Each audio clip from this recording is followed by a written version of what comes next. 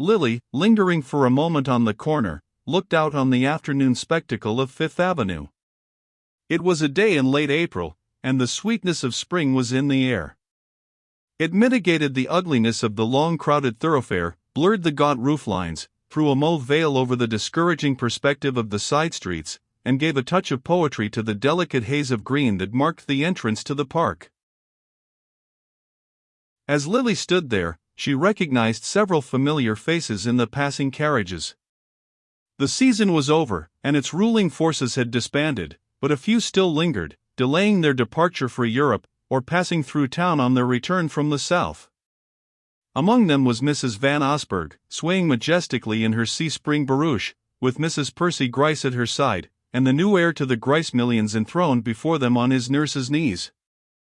They were succeeded by Mrs. Hatch's electric Victoria, in which that lady reclined in the lonely splendor of a spring toilet obviously designed for company, and a moment or two later came Judy Trenor, accompanied by Lady Skiddaw, who had come over for her annual tarpon fishing and a dip into the street. This fleeting glimpse of her past served to emphasize the sense of aimlessness with which Lily at length turned toward home. She had nothing to do for the rest of the day, nor for the days to come, for the season was over in millinery as well as in society, and a week earlier Madame Regina had notified her that her services were no longer required. Madame Regina always reduced her staff on the 1st of May, and Miss Bart's attendance had of late been so irregular, she had so often been unwell, and had done so little work when she came, that it was only as a favor that her dismissal had hitherto been deferred.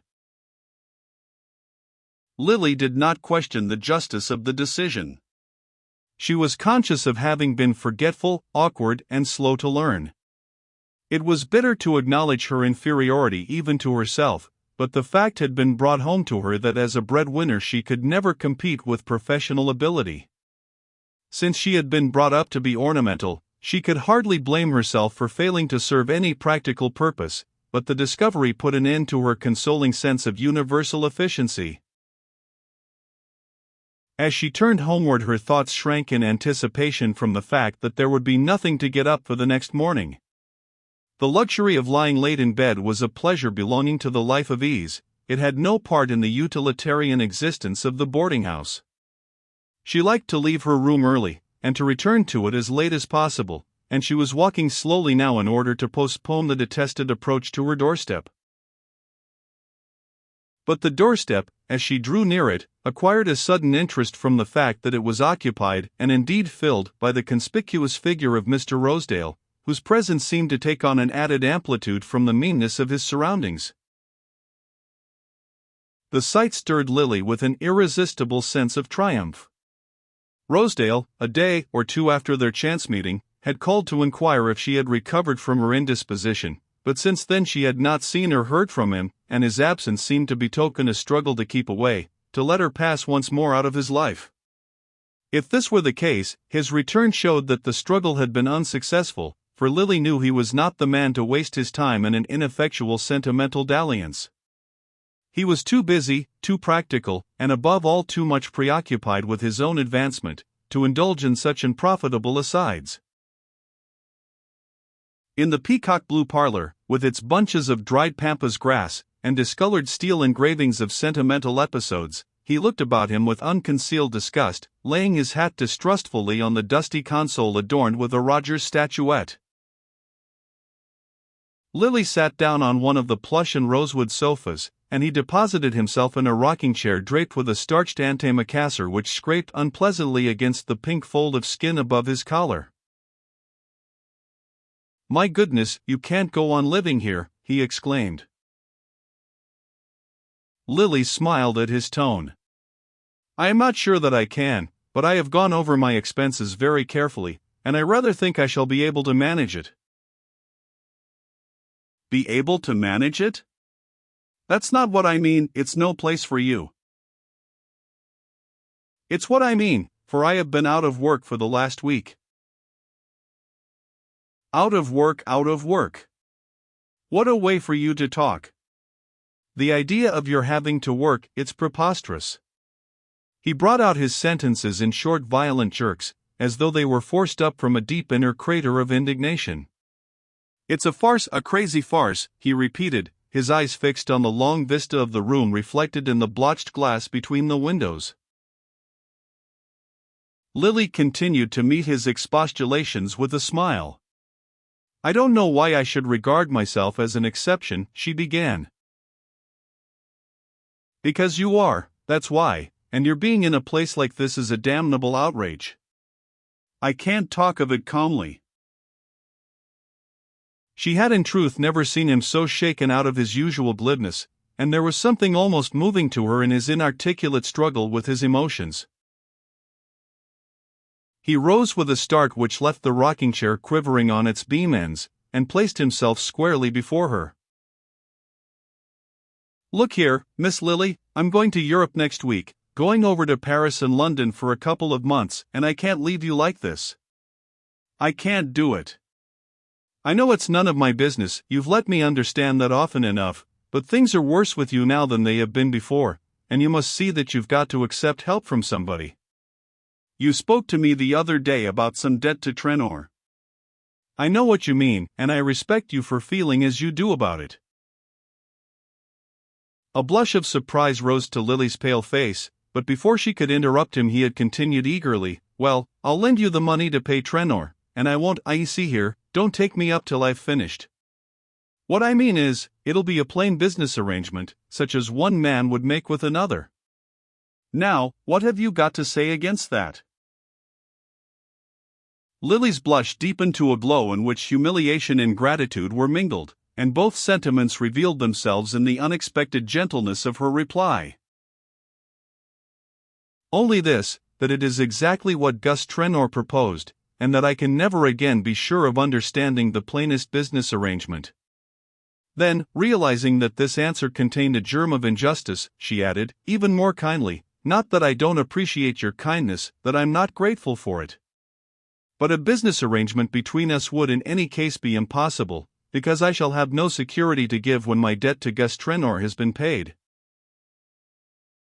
Rosedale received this statement in silence. He seemed to feel the note of finality in her voice, yet to be unable to accept it as closing the question between them. In the silence Lily had a clear perception of what was passing through his mind. Whatever perplexity he felt as to the inexorableness of her course, however little he penetrated its motive, she saw that it unmistakably tended to strengthen her hold over him.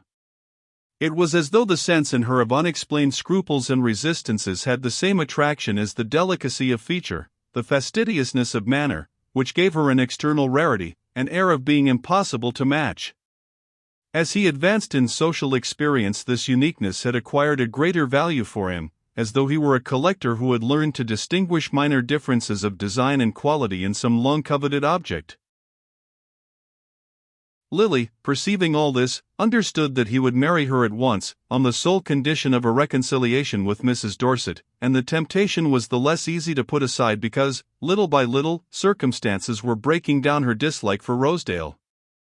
The dislike, indeed, still subsisted, but it was penetrated here and there by the perception of mitigating qualities in him, of a certain gross kindliness, a rather helpless fidelity of sentiment, which seemed to be struggling through the hard surface of his material ambitions. Reading his dismissal in her eyes, he held out his hand with a gesture which conveyed something of this inarticulate conflict. If you'd only let me, I'd set you up over them all, I'd put you where you could wipe your feet on 'em, he declared, and it touched her oddly to see that his new passion had not altered his old standard of values. Lily took no sleeping drops that night. She lay awake viewing her situation in the crude light which Rosedale's visit had shed on it.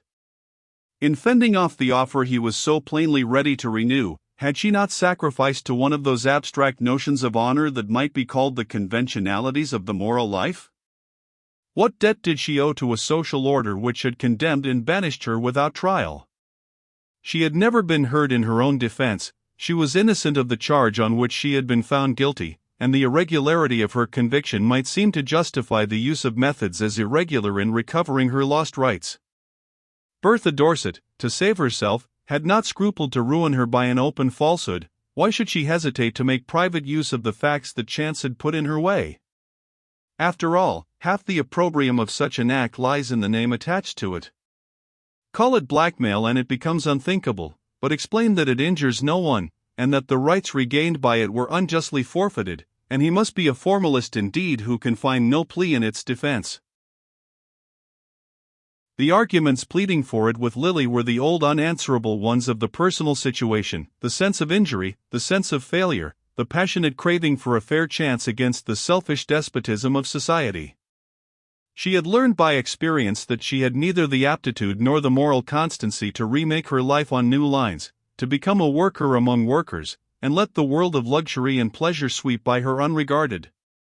She could not hold herself much to blame for this ineffectiveness, and she was perhaps less to blame than she believed. Inherited tendencies had combined with early training to make her the highly specialized product she was, an organism as helpless out of its narrow range as the sea anemone torn from the rock. She had been fashioned to adorn and delight. To what other end does nature round the rose leaf and paint the hummingbird's breast?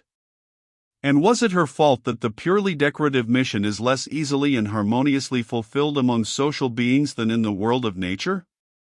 That it is apt to be hampered by material necessities or complicated by moral scruples? These last were the two antagonistic forces which fought out their battle in her breast during the long watches of the night, and when she rose the next morning she hardly knew where the victory lay. She was exhausted by the reaction of a night without sleep, coming after many nights of rest artificially obtained, and in the distorting light of fatigue the future stretched out before her gray, interminable and desolate. She lay late in bed, refusing the coffee and fried eggs which the friendly Irish servant thrust through her door, and hating the intimate domestic noises of the house and the cries and rumblings of the street. Her week of idleness had brought home to her with exaggerated force these small aggravations of the boarding-house world, and she yearned for that other luxurious world, whose machinery is so carefully concealed that one scene flows into another without perceptible agency. At length she rose and dressed. Since she had left Madame Regina she had spent her days in the streets, partly to escape from the uncongenial promiscuities of the boarding-house, and partly in the hope that physical fatigue would help her to sleep. But once out of the house, she could not decide where to go, for she had avoided Gertie since her dismissal from the milliner's, and she was not sure of a welcome anywhere else. The morning was in harsh contrast to the previous day. A cold gray sky threatened rain, and a high wind drove the dust in wild spirals up and down the streets. Lily walked up Fifth Avenue toward the park, hoping to find a sheltered nook where she might sit, but the wind chilled her, and after an hour's wandering under the tossing boughs she yielded to her increasing weariness, and took refuge in a little restaurant in 59th Street. She was not hungry, and had meant to go without luncheon, but she was too tired to return home, and the long perspective of white tables showed alluringly through the windows. The room was full of women and girls, all too much engaged in the rapid absorption of tea and pie to remark her entrance. A hum of shrill voices reverberated against the low ceiling, leaving Lily shut out in a little circle of silence. She felt a sudden pang of profound loneliness. She had lost the sense of time, and it seemed to her as though she had not spoken to anyone for days. Her eyes sought the faces about her, craving a responsive glance, some sign of an intuition of her trouble. But the sallow preoccupied women, with their bags and notebooks and rolls of music, were all engrossed in their own affairs, and even those who sat by themselves were busy running over proof sheets or devouring magazines between their hurried gulps of tea. Lily alone was stranded in a great waste of disoccupation. She drank several cups of the tea which was served with her portion of stewed oysters, and her brain felt clearer and livelier when she emerged once more into the street. She realized now that, as she sat in the restaurant, she had unconsciously arrived at a final decision. The discovery gave her an immediate illusion of activity. It was exhilarating to think that she had actually a reason for hurrying home. To prolong her enjoyment of the sensation she decided to walk, but the distance was so great that she found herself glancing nervously at the clocks on the way. One of the surprises of her unoccupied state was the discovery that time, when it is left to itself and no definite demands are made on it, cannot be trusted to move at any recognized pace. Usually it loiters, but just when one has come to count upon its slowness, it may suddenly break into a wild irrational gallop.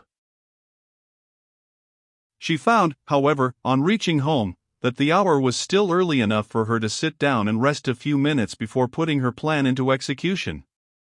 The delay did not perceptibly weaken her resolve. She was frightened and yet stimulated by the reserved force of resolution which she felt within herself. She saw it was going to be easier, a great deal easier, than she had imagined.